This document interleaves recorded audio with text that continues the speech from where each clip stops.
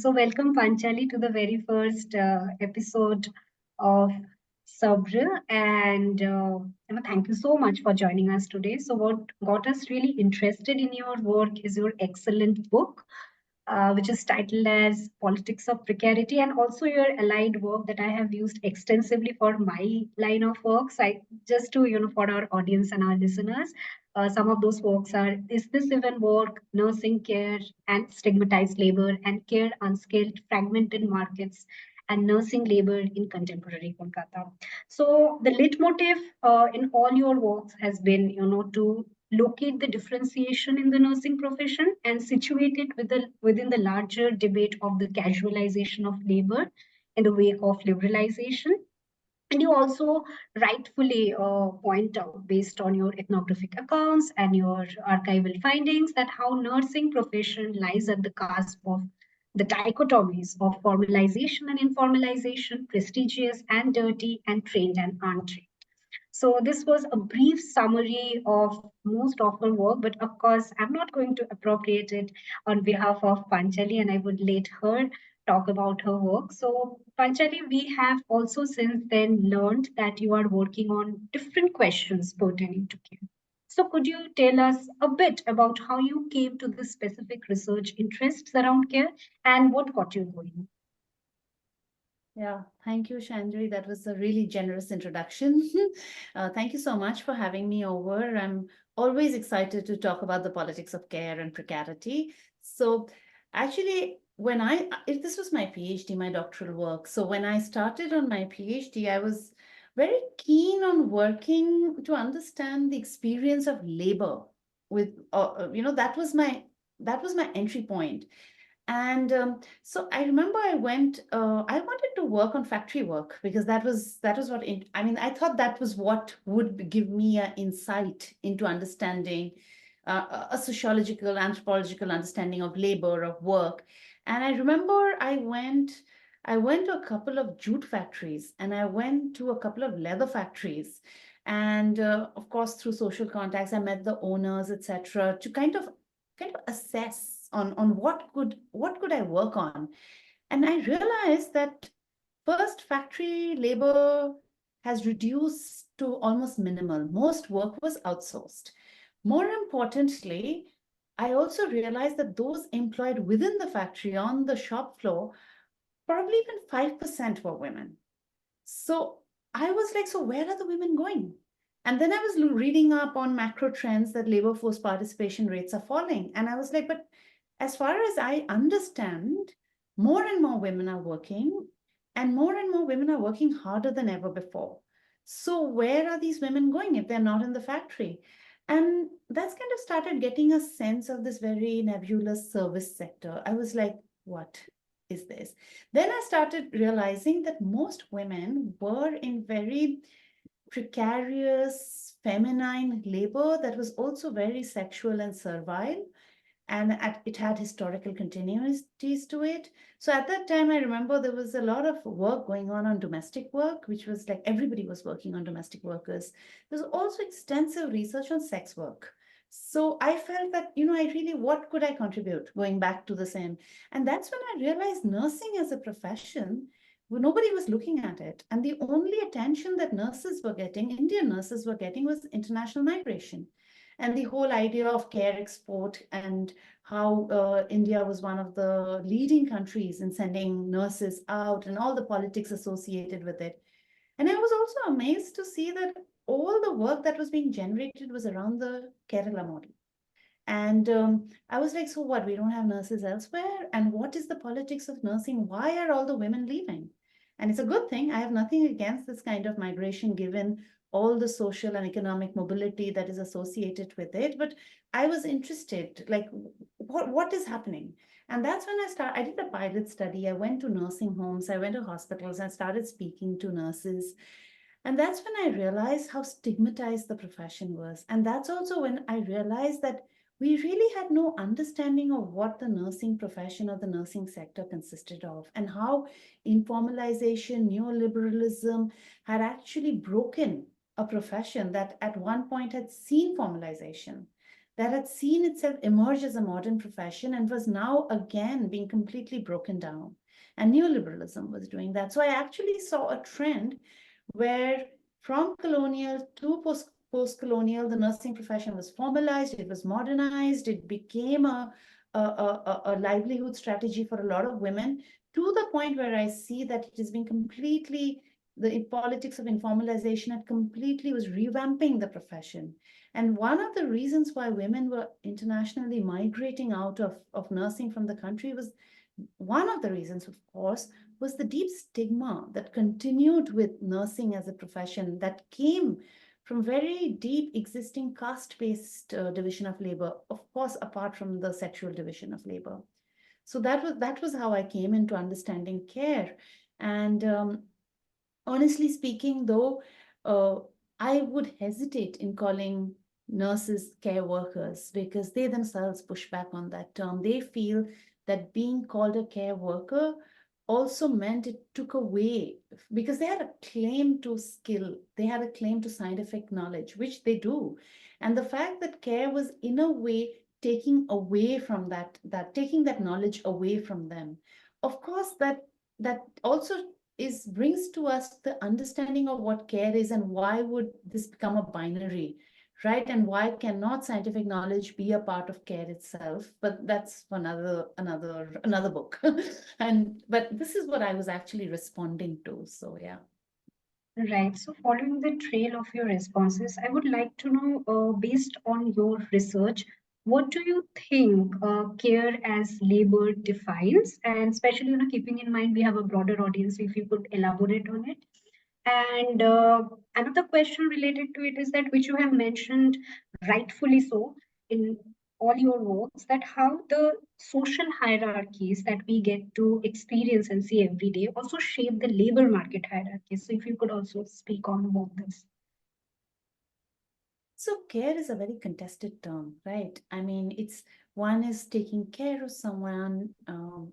It's a deeply emotional, affective labor. It's a very corporeal labor in that sense. In fact, for me, the epitome of care, understanding care work, is women's unpaid work at home. And one of for me, which is why I also hesitated to use care to explain, to understand the corporatization of that labor. So there was a hesitation that I had there, and this is, I think, something that one needs to really research further. How does care translate when it becomes from, the unpaid domestic labor that women do at home to when it is brought to the market? So one argument that I had was that, of course, the transactional nature of capitalism does not touch care as labor. So care continues to remain deeply devalued. I mean, what for me, the paradox also was in the fact that, okay, we have a shortage of nurses, right?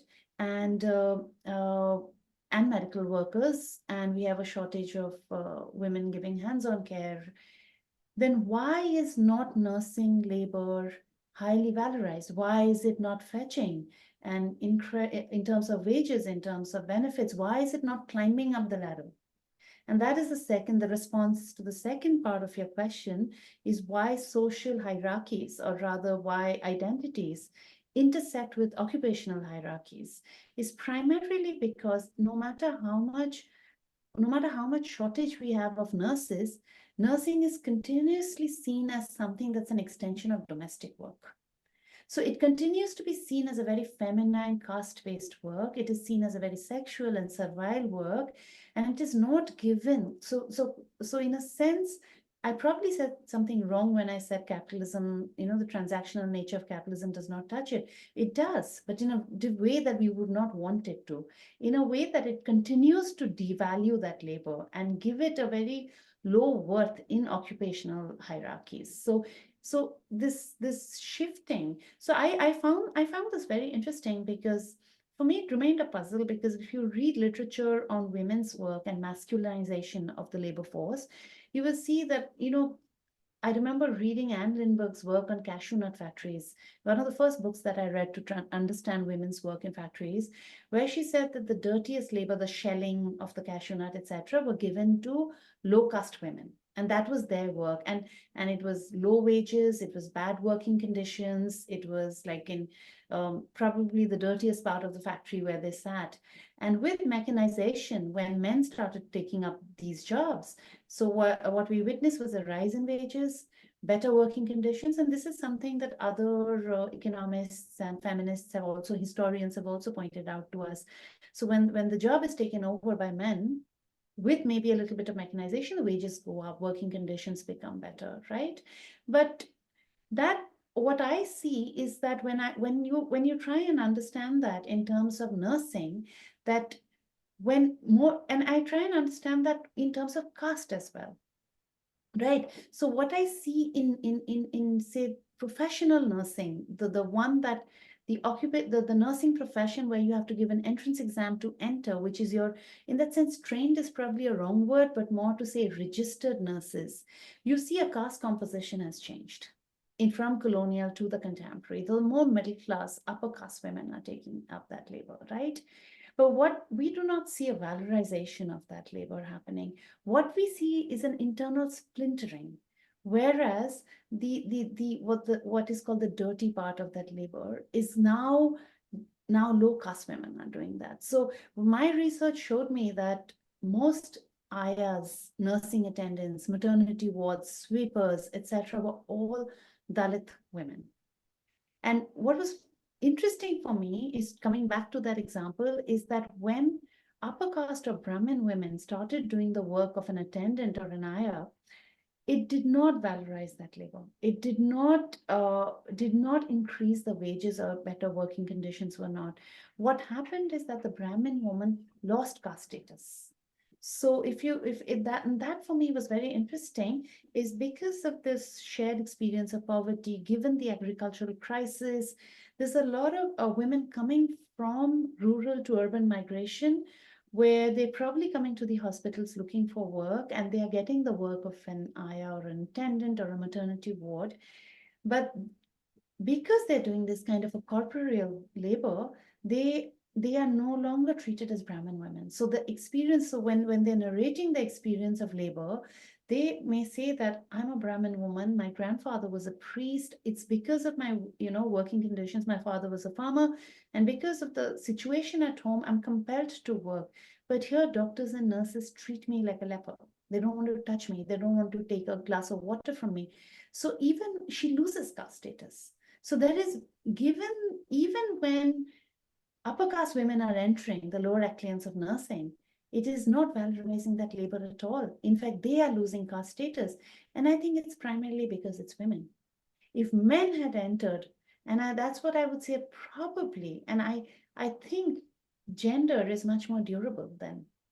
Because it is women who are entering these jobs, if upper caste men had entered these jobs, would there probably have been a change in working conditions? Would there have been a rise in wages? So that is the larger question. And I actually end my book asking these questions, that what happens when men enter the nursing profession? And we are seeing that. We are seeing an increasing masculinization of the nursing profession. So a lot of times people ask me, but what about strikes? There's been such big strikes in Bombay, in Bangalore, in Delhi, etc. And then I say, see who are leading the strikes. It is men who are leading the strikes, right? So men entering the profession. So that becomes what worries me, or rather what I look forward to finding out more about is, with men entering the profession, will it increase wages, give better working conditions? Would it valorize the nursing labor for men and women both? Or would then we see a masculinization of the nursing profession, where the professional nurses, the registered nurses, are all men? And what has till now been a caste-based division of labor will now become an exclusively gender-based division of labor, with the attendants and the ayahs being women and the men becoming nurses. So yeah, I think I went far away from what No, you asked that is me. super interesting to listen to, because I was also thinking about how you started out with the jute factories, and I've done some work in the garment sector in Tamil Nadu. and was reminded. So in there you see the reverse, right? So it was entirely a male-dominated sector till 1990s, a lot of strikes, and then they replace almost entirely this workforce with women as the docile labor, right? And then we see the whole Bangladesh and the other forms of writings on sweatshop labor as we understand it today in the garment sector. Of course, there are these differences in different geographies. You'll find differences in how this labor is divided, but some of what you said resonates so much, despite the different sectors that we're talking about, because you'll find even with men who still are in the garment factories, the division of labor looks very different, right? So I was just trying to draw parallels there when you were saying that what happens if we see, male nurses, what kind of hierarchies are we likely to see reproduced? But so much to think about on those lines. I just wanted to add here that, extend what Shaindri was saying, that I really, really appreciated your book. Uh, Initially, to begin with, because it directly engaged with the political economy of care. I mean, you problematize the question of care as we understand it, but also the fact that in doing so, you also keep your attention sharply on the question of caste, which I think that sometimes gets elided when you talk about the political economy on a larger scale. So I just wanted to, and I really also appreciated the fact that you do this trace from the colonial period to contemporary Kolkata.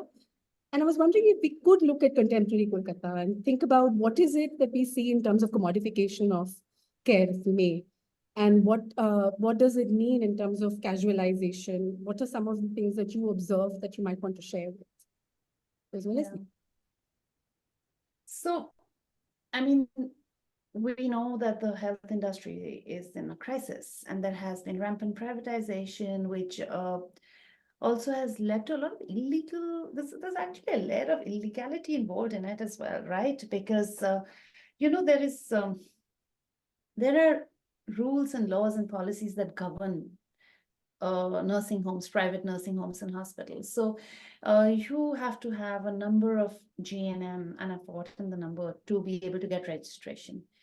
And what I realized when I was doing my research is that a lot of these they just hire that many number of GNM nurses with registration number to keep the hospital registration. The rest of the nursing force, including the person probably in charge of your ICU, does not have a nursing registration. They are people who probably had a 6-month, 1-year training, and they join at the lowest level, and they learn on the job. And sometimes they're experts because they've been 10 years, 15 years in the profession, and now they're ICU in charge.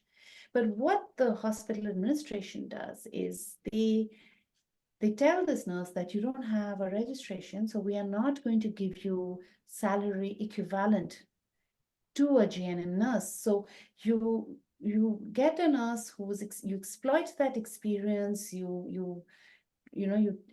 but you make her work, you push her up the occupational hierarchy, but there is no equivalent social security or benefit or wages, of course.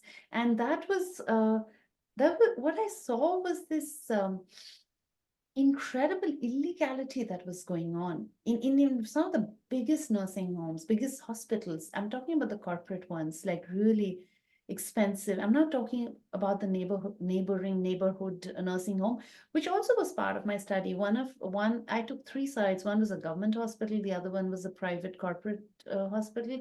I also went to a small neighborhood nursing home, as we know, this sprung up all over, just to kind of understand the organizational politics, and did it have a different impact on hiring? And it didn't. I mean, they followed the same practice. So it was very interesting for me, because what I saw was, you know, how is the nursing sector then? It's like almost like a pyramid, and that is what I try to describe in my work, that you have like and I'm sure it's very similar to other professions as well, where you have a really small number of women who have the registration, who work, who are secured, who are given better wages, who are given social security, etc. And then you have a middle layer who are given some benefits, some social security, who literally run the wards. And then at the bottom, you literally have what are called ayahs, private sisters, depending on the organization, who stay 12 hours in the cabin with the patient, and they get a daily wage. There is no leave system also, so they're hired, and it's a very complex hiring, where there is a hiring pattern, hiring organizational strategy, by which caste, class, gender is used in ways of who plugs in which point, and you've outsourced this labor to third parties so that there's no unionization, there is no collective bargaining. So you also pit one against the other, and that's what I found, like how patriarchy and how capitalism actually pits one rank of worker with another rank of worker, and how, for nurses, the stigmatization is so deep. And because they're gradually coming and becoming more and more middle class and upper caste, for them, they have to engage in a certain gatekeeping. They must engage in that certain gatekeeping. Otherwise, they cannot mark themselves out as professional women. And that emancipation for them is actually climbing up that path of saying, this is a profession for us. We are trained, we are medical women, we are doing respectable labor. And that's where the question of respectability comes in. And that is so, I thought that was so important in understanding labor, which sometimes we forget. So when we are talking about the formation of middle class, for instance, we look at, particularly in Bengal, because Bhadralok category is so important for us, right? Which also hides caste. The whole idea that Bengal is casteless is because of this whole Bhadralok category, which is deeply rooted in caste. So how does a Bhadra Mahila, who has historically never done labor, so if you look at it, if you read literature and historiography on domestic workers, even the middle class woman will, even if she takes care of the family member, the menial manual part of the labor is given to a Dalit woman or a refugee woman, because we also have the partition, right? We have that bit also. So the idea of gatekeeping is essential for these women to justify why they are doing corporeal labor, which is historically taboo for them. And one of the ways of doing is to ensure that women of lower ranks, whether that's socially or occupationally, is not conflated. So this is very similar to the colonial period, where the nurse had to constantly distance herself from the midwife, from the indigenous midwife, from the hereditary midwife. And here the nurse has to constantly distance herself from the ayah, from the attendant, who they will say are the care workers. They are the ones who are giving corporeal labor. It's a continuation of the domestic labor. I think it's all part of the continuum: domestic work, nursing work, sex work. All of that are mapped, and it's all and how close they come to the axis of gender or sexuality, of caste. It also depends on where you're working, what your location is. So, yeah. I think when we're looking at privatization, when we're looking at informalization, I mean, how do I map these concerns? How do I map the concerns of caste, gender, sexuality, race, ethnicity? And how do they help us to understand how informalization or neoliberalism is working in such close manner with social identities, with a fragmented working force? And how profit is made when you map these two together?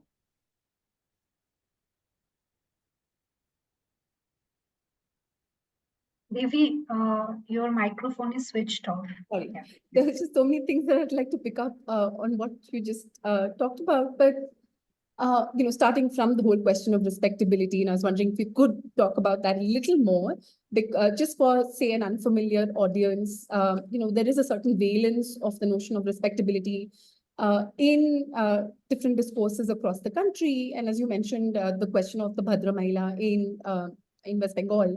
But so if you could just talk about it a little more, and Yeah. I'll be.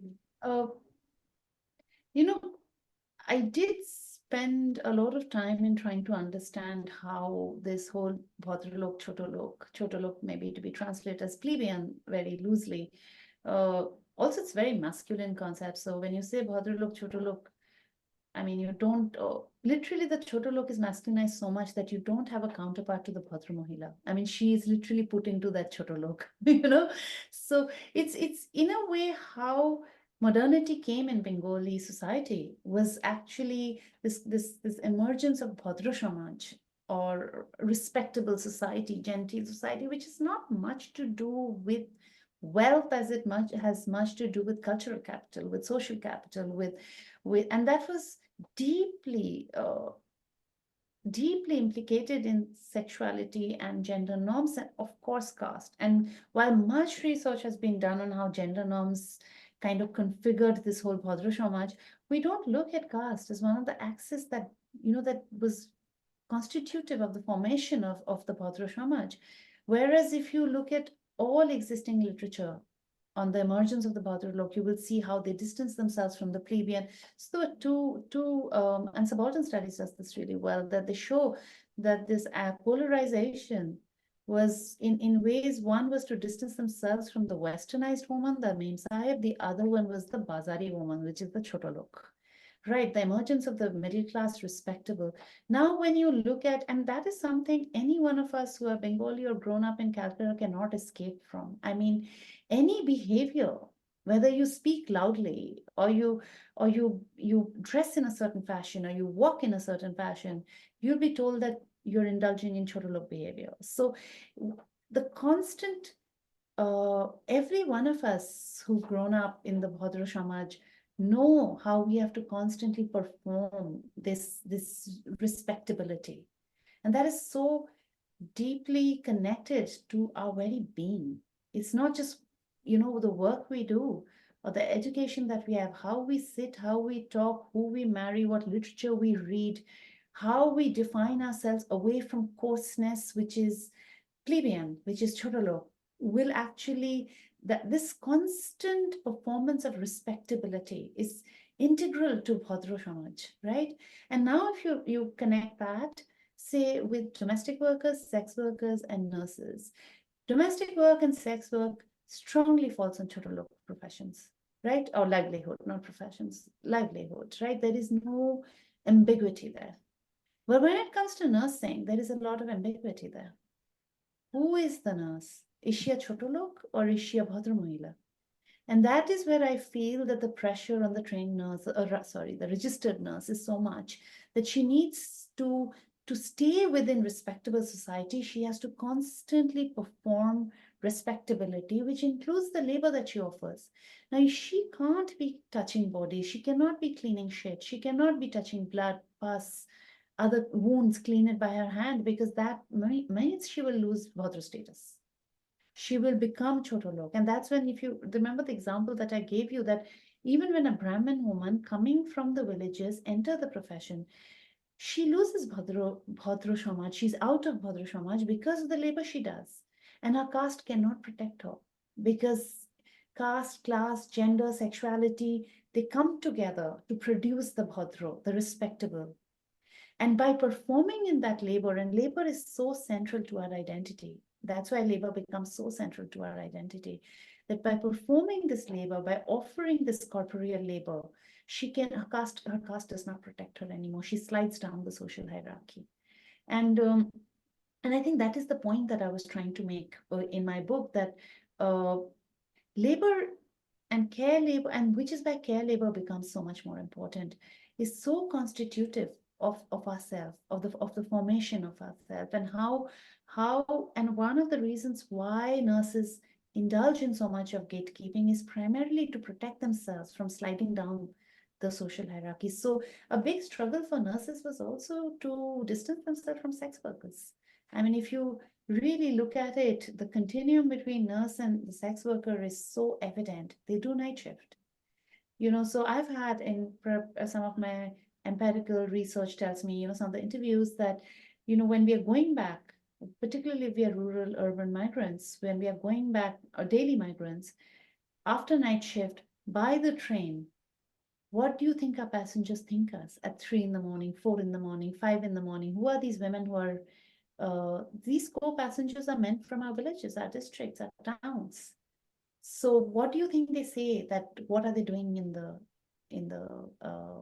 what are they doing in the city? What labor are they doing? Are they really going to a hospital? So So this is also becomes very important because it's also an organizational strategy that there are buses with the hospital name printed on it that take nurses to the station or the closest bus stop, but not for the ayahs, attendants, etc. So for them, the attendance is like that would also protect us. I mean, if you had a bus with written with the hospital's name dropping you at the station, people see our co-passengers who are men from our villages, our relatives, etc. They see you emerge, but that is not extended to us. So this is, of course, not a coincidence. This is in a way to ensure that a particular workforce is not emancipated.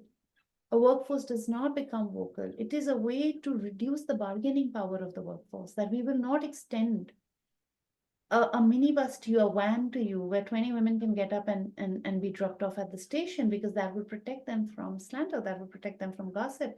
By doing so, in a way, such small little acts devalue the worker. Yeah, no, I was also wondering whether in what when you're talking about this particular period since the 1990s, when we're seeing uh, casualization, greater degrees of precaritization, um, what I'm trying to think about the parallels between the clinical medicine, as we refer to it, in terms of your doctors, their super specialization, and there's a certain tendency there. And then if you had, I realize that's, so much of your book rightly prioritizes nursing, because I feel like we talk about it so much, right? Nursing is the backbone of healthcare industry, and then of course you devalorize simultaneously. And a lot of this comes from doctors, right? As in this rhetoric. So I was wondering if you had anything to share about this particular There's as much as there's gatekeeping by nurses to keep, to protect their entitlement, doctors are very threatened by nurses. So they have the shared middle class entitlement of education, right? They have that. So if they've done a 4-year MBBS, nurses have done a 3.5-year GNM. And that is how also neoliberalism and privatization and this whole transformation of the medical profession, where a doctor no longer is in the ward. He comes for a routine check, which is 1 hour every day. And he no longer touches the patient unless it's a surgery, which is again high level skill and qualification where you're God. So doctors also, in a way, gets deified as the God who comes in. And I think neoliberalism helps that. So if you're available all the time, you have to make yourself unavailable to be deified. So they come once in 24 hours. They spend an hour, they have the nurse with the notebook writing it down. Now the nurse is observing, right? 24 hours, she has insights. And she's learning on the job, and she's learning fast. And then if she gives a suggestion, the doctor will say, oh, you've become a doctor, is it? And there's a way to humiliate the nurse in front of the patient to remind her of her gender and of the fact that her degree is not the same as the doctor's degree. Because there's also that insecurity, I feel. There is, as much as there is cooperation, there's also competition, right? So I feel that there's a lot of, doctors make it a point to humiliate nurses, remind them of their places. As much as there's, of course, cooperation, there is a lot of, and that's the thing, these relationships can never be linear, right? They're never defined. So there's cooperation, there's conflict, there's competition, all of that. So, and that's how neoliberalism does it. So if the doctor comes for a 1-hour round, he's very dependent on the nurse's observations, without which he cannot make a diagnosis. How many times has the patient passed stool? How's the BP gone up, gone down? What happened after the medicine was given? Is now the nurse is now doing the record keeping. She's doing the record maintaining. She's looking at all. She's making a note of all the changes in the patient's condition as the medicine is given. Now she really, and then of course there's a lot of administrative work that's given to her, from record keeping of linen, of medicine, of all of that. So there's no theft, and supervising the attendance. So she leaves the larger portion of the hands giving care to the attendant, who is 24 hours around the nurse. So, the 24 hours around in the ward. So if you see the ratio is whatever the ratio is, I think it's 1:5 or 1:8 patient nurse ratio. A ward is easily 1:60, easily, and more so in the government sector. How can one nurse see, even if I'm generous and say there's 2:60, even if I'm generous to give that assessment, how can one nurse take care of 30 patients? What is it that she can do? She can sit. So if you see a hospital, even the spatial arrangement of the ward is such that the nurse's table is kept in such a place where she has an archive. She can literally observe all the 30 beds, but she can definitely not go and give individual care. So the individual care will be now given by the ayah, who's probably 5 or 6 of them to 30. So even that's quite a large number for hands-on care, right? You have to keep running up and down. So this kind of a chain of authority, which is also deeply sexualized, deeply gendered, and of course caste has a big role to play on it. I mean, the literature on medicine and caste is also very extensive and very provocative. How doctors defined their caste privileges in studying medicine. So how was it taken out from the hand of the low caste? So we know that surgery was once done by Babur castes, right? Because of the Dalit people. How has it become a high caste profession now? So even that transformation is something we need to study.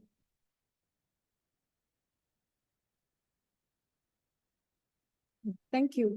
Shanji, did you have questions? Do you want to I have a question before we inch closer towards the conclusion.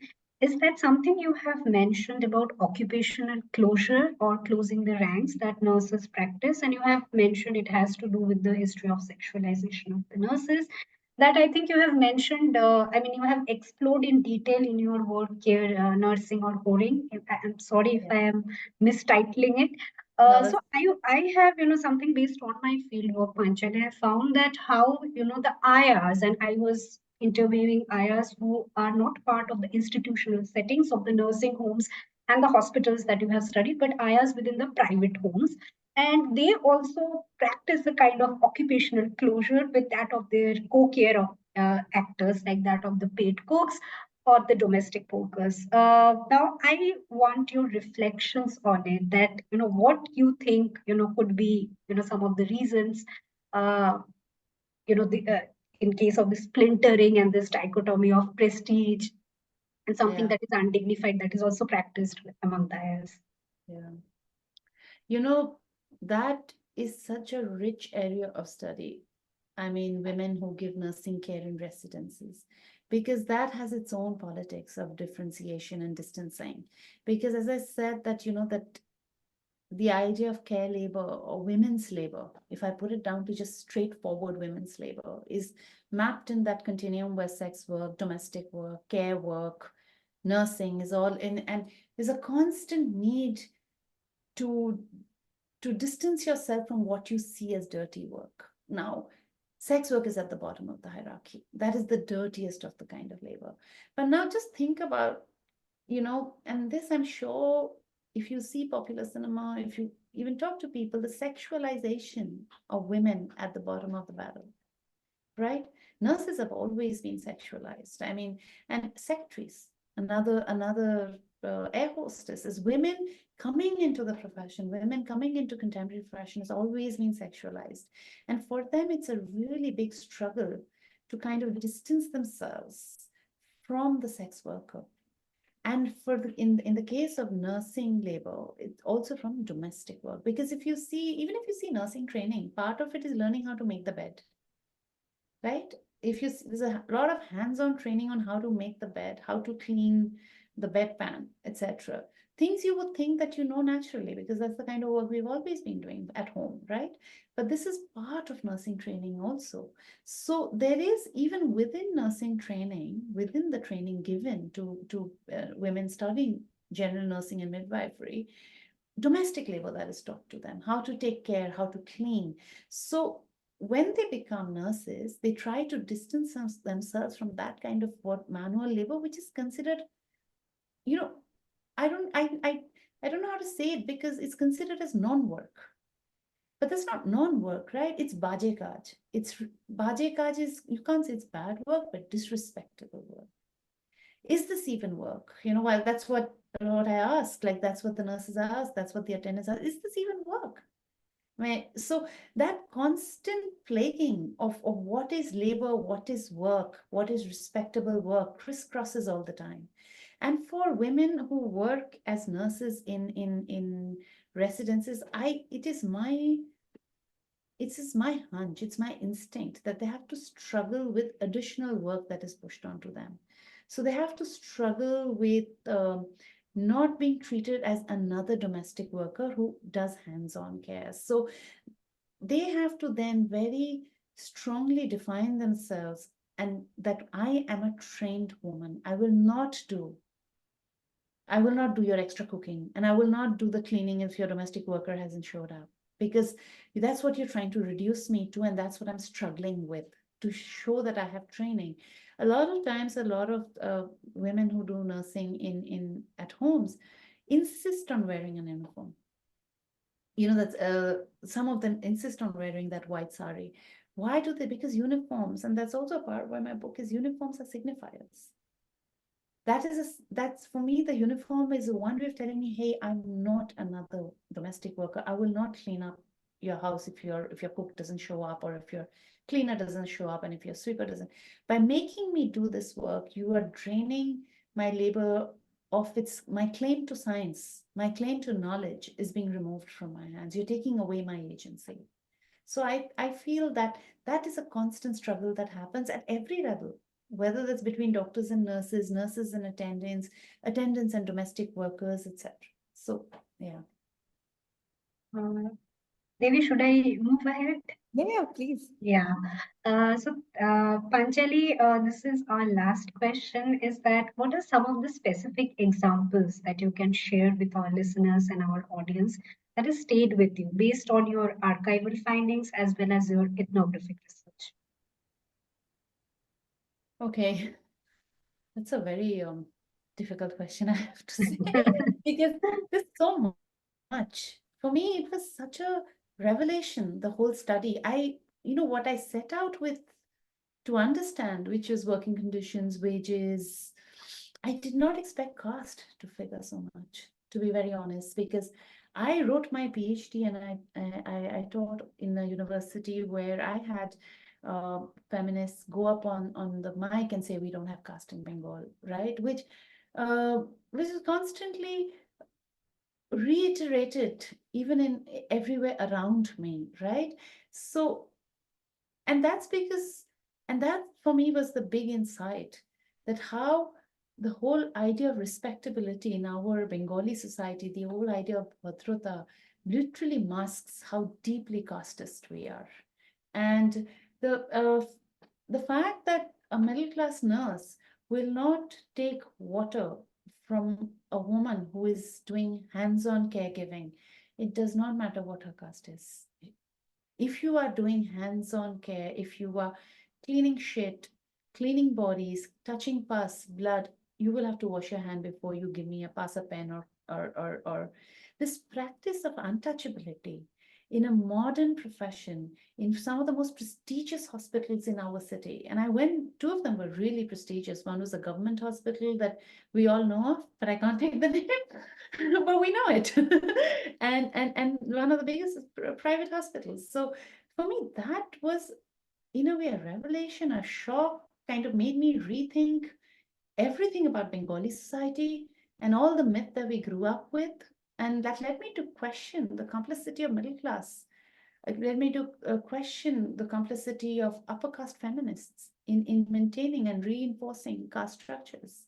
So that, and the ethnographic vignette is just that. How, for me, two stuck out. One was how this Brahmin woman from I think it was Malda or Purulia, who had come, the example that I give you, an example I keep giving, is how doctors would not touch her and nurses would not touch her. They would move away physically when they enter the same space as her.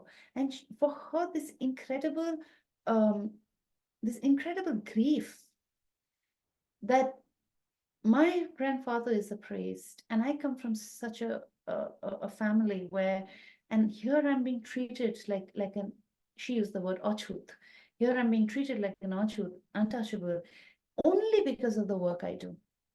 For me, that was such an insight into understanding how labor constitutes us and how labor is so closely tied to caste identities, to gender identities. So that was a really big revelation, I would say.